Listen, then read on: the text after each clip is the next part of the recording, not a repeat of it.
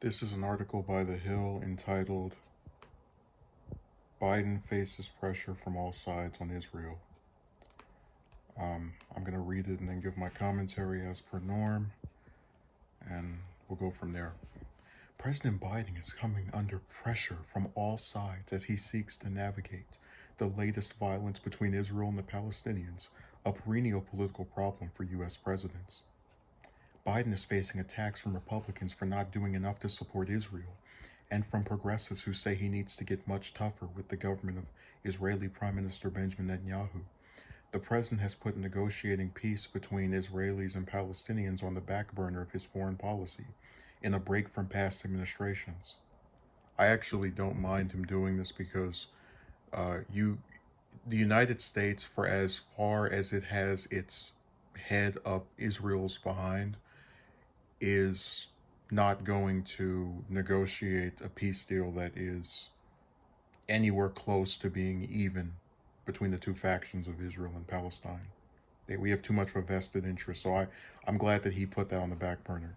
Instead, he's put enormous effort into bringing the U.S. and Iran back to the nuclear deal that former President Trump withdrew from in 2018.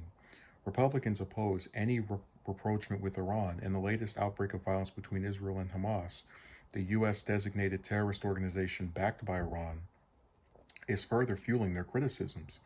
In a letter sent to Biden on Wednesday, 44 Republicans implored the administration to abandon plans lifting sanctions on Iran as part of efforts to return to the deal.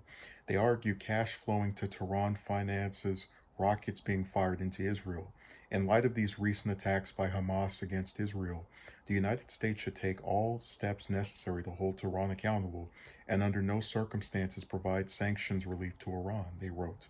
We call on you to immediately end negotiations with Iran and make clear that sanctions relief will not be provided. Doing so would demonstrate a firm commitment to our closest ally in the region and to our own security interest. The administration argues that lifting sanctions as part of efforts to return to I'm just going to say the Iran nuclear deal, are separate from sanctions the U.S. has on Iran related to terrorism activities like supporting Hamas. If we were to remove sanctions that were inconsistent with the JCPOA, we would still vigorously hold to account Iran for its behavior in other areas in terrorism and support for proxy, the human rights abuses, State Department spokesman Ned Price said in a briefing with reporters Wednesday. There is nothing in the JCPOA that removes sanctions as a policy tool to address these specific areas, and we would continue to hold Tehran to account. We're going to hold Tehran to account by putting sanctions on Iran, which have more of an effect on Iranian civilians than the heads of states that are making these decisions. It's kind of like if, I don't know, what's a country that doesn't like us?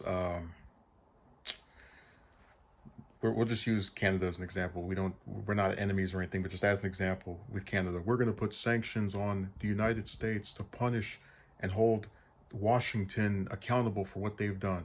So we're going to punish the American people with sanctions that are going to affect them more so than the politicians that made this decision. And again, it's always hilarious watching the U.S. talk about supporting, you know, being involved with terrorism when we bomb 7 countries and have been complicit in the genocide in Yemen for what, the last 6 years, along with human rights abuses, which is just that's more comedy. We always we're a nation of hypocrites. Democrats, meanwhile, are fracturing over the administration's approach in dealing with Israel and Netanyahu. Progressive Democrats are condemning Biden for not more forcefully taking on Netanyahu, who they say is inflaming nationalist right-wing sentiments against Arabs and seeking a policy of Jewish settlement expansion in Palestinian neighborhoods of Jerusalem and in the West Bank. I agree with them. This includes the legal fight surrounding the eviction of a Palestinian family from their home in the East Jerusalem neighborhood of Sheikh Jarrah, and the clashes between Palestinians and Israeli police over access to and inside the Al Aqsa Mosque in Jerusalem, the third holiest site in Islam. This is where Ilhan Omar writes, "You aren't prioritizing human rights, you're siding with an oppressive occupation." Again, it's always hard to take her and the rest of the progressives seriously, knowing that all of them, decided to endorse a candidate that we really had no reason to believe would be any different from the past administrations when it came to just bootlicking for Israel, full stop. Um, I mean, they make Obama just, and he was bad as well, but not anywhere near as bad as Trump was, and certainly not. Just it's sad when they make someone like that seem like a hero in this region. The escalating violence, suffering, and death over the past few days across lands under the control of Israel's military is a direct result of occupational policies designed to persecute the Palestinian people. This is what Betty McCollum, a Minnesota Democrat, said in a statement to The Hill. And I agree with that as well. So, this is how this is working. You have a lot of Republicans who are they're part of this problem where they have their heads so far up the behind of Netanyahu's government that they call people who criticize his policies, like myself, anti-Semitic, even though we're not talking about Jewish people or the religion of Judaism.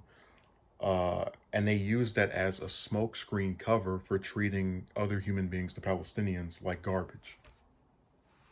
So it's, and I guess what is just frustrating to me is that this isn't new. Yeah, these are new deaths and it's new carnage, but it's the same old nonsense over and over. Israel does something to inflame its relations with the Palestinians, and then because we're so far up the behind of their government, more often than not, our head of state acts like a complete buffoon. Biden is acting as if he is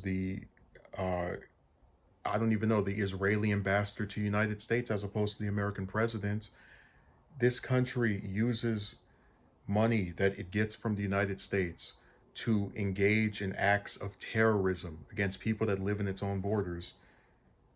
And we just let it go because, they're our closest ally. We can't criticize them or call them out when they do something that is barbaric and evil.